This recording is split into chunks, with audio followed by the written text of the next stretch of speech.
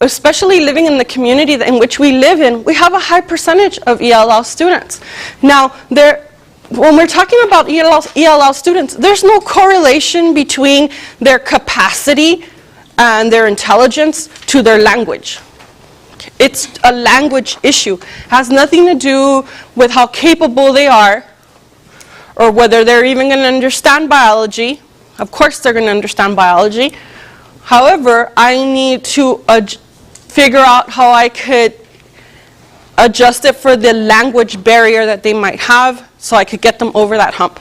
Okay?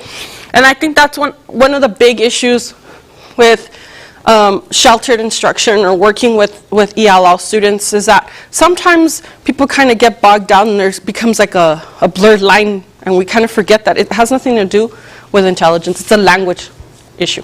Okay? So how is it that we're going to make our content standards? Because everybody has content standards. There's 3 sets of standards, and some of you guys who were in my ALPS training,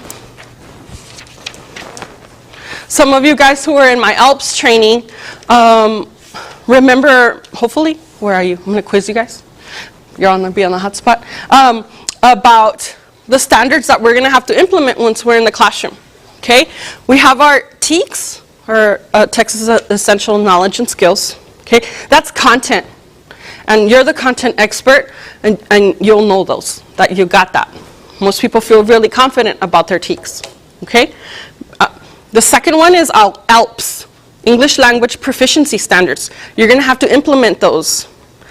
Even if you only have one ELL student all day long, if you have an ELL student in that particular section, in that particular period, then you have to implement the ALPS. Okay? And the third one are our college and career readiness standards. Okay? So Texas is really putting this push towards how, and especially here at the university, I'm sure you guys are aware of this whole movement, is to get our students ready for college, be able to go in right off the bat and be ready for that level of rigor. Okay? So, the issue that we have with our ELL students is that they need to be able to understand all these standards and concepts, but while in tandem at the same time, they're increasing their English language proficiency. Okay? So they do not have the luxury, unfortunately, the way things are going, especially with legislature right now, they do not have the luxury, although research shows that they take a few years to master the language and language development, we still have to give them the state assessments. Okay? They don't have any leeway as far as that goes. So then what happens to the teacher, and the student, is that they're going to have to do 2 things at the same time. 1, they need to learn the content and the concepts.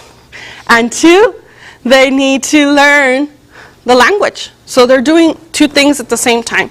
So how is it that we can alleviate that issue? Okay. Okay. Next slide. I'm sorry, guys. That's okay. Okay, so that's the why.